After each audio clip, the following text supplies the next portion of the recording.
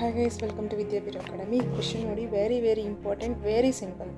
Which resistor the lowest current flows in a parallel circuit having the values of 50 ohms, 220 ohms, 450 ohms, 560 ohms connected with supply ಅಂತ ಕೊಟ್ಟಿದ್ದಾರೆ. ಓಕೆನಾ?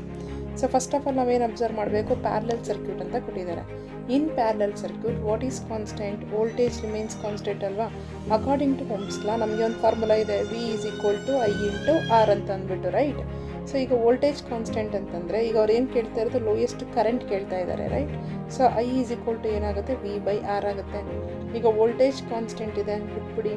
Denominator ನೋಡಿ resistance ಇದೆ, ಅಂದರೆ ಕೊಟ್ಟಿರ್ತಕ್ಕಂಥ ರೆಸಿಸ್ಟೆನ್ಸ್ನಲ್ಲಿ ಯಾವ ರೆಸಿಸ್ಟೆನ್ಸ್ ತುಂಬ ಜಾಸ್ತಿ ಇರುತ್ತೋ ಓಕೆ ಅಲ್ಲಿ ಏನಾಗುತ್ತೆ, ಕರೆಂಟು ತುಂಬ ಕಡಿಮೆ ಫ್ಲೋ ಆಗುತ್ತೆ. ಬಿಕಾಸ್ ಡಿನಾಮಿನೇಟರ್ ಇನ್ಕ್ರೀಸ್ ಆಗ್ತಾ ಇತ್ತು ಅಂತಂದರೆ ಇಲ್ಲಿರ್ತಕ್ಕಂಥ ವ್ಯಾಲ್ಯೂ ಏನಾಗುತ್ತೆ, ಡಿಕ್ರೀಸ್ ಆಗುತ್ತೆ. ಸೊ ಇರ್ತಕ್ಕಂಥ ರೆಸಿಸ್ಟೆನ್ಸ್ನಲ್ಲಿ ತುಂಬ ಜಾಸ್ತಿ ಇರೋದು ಯಾವುದು ರೆಸಿಸ್ಟೆನ್ಸು, 560. ಸೊ ಹಾಗಾಗಿ 560 ಹೋಮ್ಸ್ನಲ್ಲಿ ತುಂಬ ಕರೆಂಟೇನು ಕಡಿಮೆ ಫ್ಲೋ ಆಗುತ್ತೆ. So option D. ಅದೇನಾದರೂ ಅವರು ಹೈಯೆಸ್ಟ್ ಕರೆಂಟ್ ಅಂತ ಕೇಳಿದಿದ್ರೆ ಯಾವ ರೆಸಿಸ್ಟೆನ್ಸ್ ತುಂಬ ಕಡಿಮೆ ಇದೆಯೋ ಅದು ಆನ್ಸರ್ ಆಗಿರ್ತಾ ಇತ್ತು. ಓಕೆ, ಇದು ಬಂದ್ಬಿಟ್ಟು ಪ್ಯಾರಲಲ್ಲಿ. ಸೀರೀಸಲ್ಲಿ ಯಾವುದು ಕಾನ್ಸ್ಟೆಂಟ್ ಇರುತ್ತೆ? ಸೊ ಬೇಗ ಕಮೆಂಟ್ ಮಾಡಿ. All the very best.